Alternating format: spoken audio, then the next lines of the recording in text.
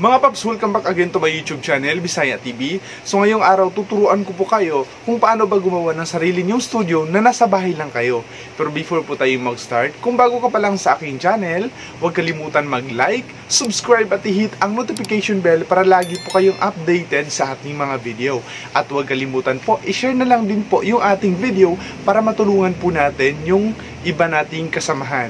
Tara, simulan na po tayo. Para makagawa po tayo ng sarili nating studio sa ating bahay, unang-una po is maghanap po tayo ng lugar kung saan pwede po tayo mag-set ng ating studio sa ating sariling bahay. Okay? After po nyan, punta po tayo sa mga department store at bumili po tayo ng kulay green na tela po. Kasi yan yung isa sa mga requirements para makagawa po tayo ng sarili nating studio na wala pong kahirap-hirap. Kung gusto niyo malaman, tapusin niyo po yung video para makuha niyo po ang step by step na ginawa ko at sinishare ko po sa inyo. Okay? Tara, let's start! Ang una po natin na gagawin is punta po tayo sa Google Chrome. Ayan po ang Google Chrome po natin. Ito. Ayan. So, i-click po natin. And then, mapupunta po kayo dito sa browser ni Google Chrome. Ayan po. Ngayon, mag-research po tayo ng YouTube Studio Background. So, ayan po. So, i-click po natin. Ayan, i-click po natin siya. And then, mapupunta po kayo dito. Ayan po, may mga example po kayong makikita dyan na mga background. And then po, may mga video. Meron din pong mga image. So, ang gagawin po natin ngayon is maghanap po tayo ng image na magaganda po na pwede pang background po ng ating sariling studio. Ayan po. So, ngayon, ito po, mamimili po tayo. Ayan, kung may napili na po kayo, kunyari ito, i-click po natin. Ayan, so example lang po yan mga paps. Ayan, marami pa po actually dito kayo mapipilian. Depende po yan sa kung ano po yung gusto nyong background na i-download. So ngayon, ito po, long press lang po natin and then download image. So i-click po natin si download image. Ayan. Ayan po, so nada-download na po natin. Then ngayon punta po tayo sa ating mahiwagang application na kung saan pwede nyo pong gawin lahat. CapCut, ayan, click po natin si CapCut. Ayan. Then click nyo po yung new project. Ayan. Then mapupunta po kayo dito. Meron po ako mga sample, ngayon ipapakita po sa inyo kung paano mag-change ng background. Ayan po. So kunyari, magsimula na po tayo. Mag-edit, so click po natin. Ito po kunyari ito. Ito po, yan po. Yan yung subscribe button. Click natin. Then kung mapapansin nyo mga paps, ito yung kalalabasan niya. Yan po, may green siya na background. So, ang gagawin po natin ngayon is i-change po natin into studio background. Ayan. First po na gagawin is i-click nyo po itong add. Itong plus sign. And then punta po kayo sa inyong ito. Photos. So, i-click po natin. And then, hanapin po natin yung video or yung image na gusto nyo pong gawing background sa inyong sariling studio. Ayan po, i-click po natin. Ayan. So, ito na po yung kalalabasan niya. Ayan. So, ngayon, ang next step is i-delete nyo po yung first, yung subscribe button. And then, ang gagawin po natin, si studio is gawin po natin mahaba.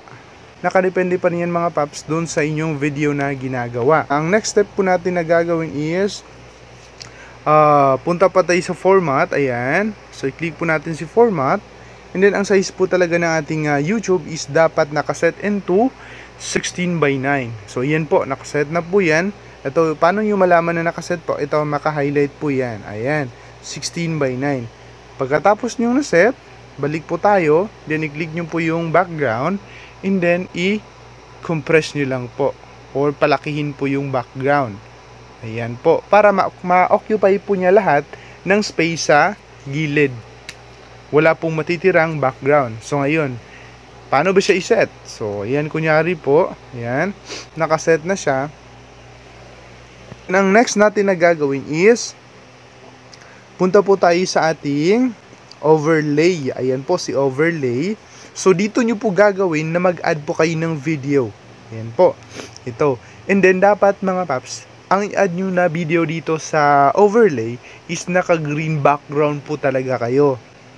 Para po, mas madali nyong ma-change ang inyong video background o yung sarili nyong studio. Kung wala tayong mga studio, so magkakaroon po kayo ng sarili nyong studio gamit lang po ang overlay at saka yung YouTube image na download nyo po. So ngayon punta po tayo sa add overlay, click po natin, then hanapin po natin yung video na gusto nating ilagay.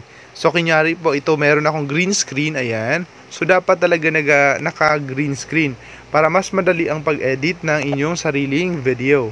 So drag nyo lang po, long press, and then ayan. So since ito lang po siya natatapos, so i-click po natin yung image, then cut or split, then delete po natin. So para tama lang po talaga yung size niya. Okay?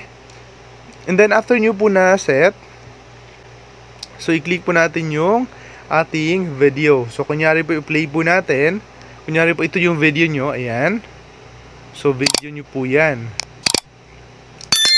So wala pa tayong hindi po makikita yung background sa likod. So ang gagawin po natin is punta po tayo sa chroma key. Ayan po si chroma key. So i-click nyo po yung si chroma key, and then meron po kayong makikitang side or guide na kung saan siya yung nag-determine ng inyong screen kung saan po nyo gusto mag-remove po ng kulay doon sa inyong video. So ito, like example lang po ito mga paps, na ito po yung video nyo and then green background na tela. So ito po yung guide para ma-remove nyo po yung inyong sariling background sa likod.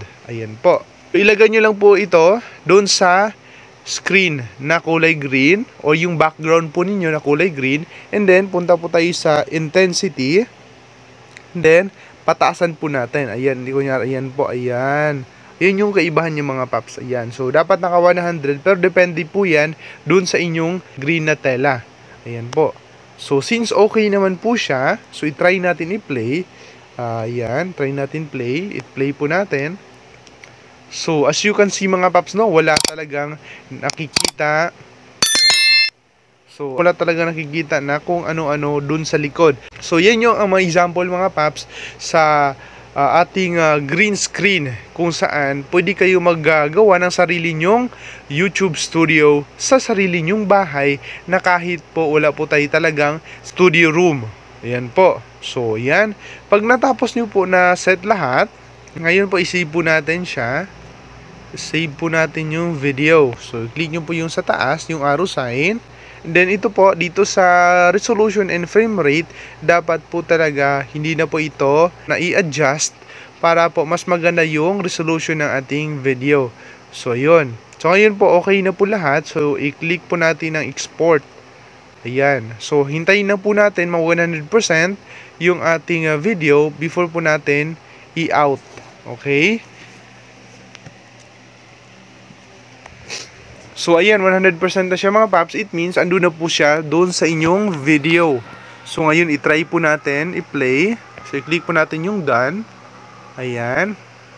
And then, automatically mga paps, no, kung meron kayong edit, again, doon sa inyong video, so, hindi po yan automatically na mabura. Mapupunta po yan dito sa template ni CapCut. Ayan po, ito, yan, ito. So, ngayon, punta tayo sa video. Hanapin po natin ang video. Ayan, i-click po natin. Ayan, so ito po yung ginagawa po natin kanina. So, try natin i-play.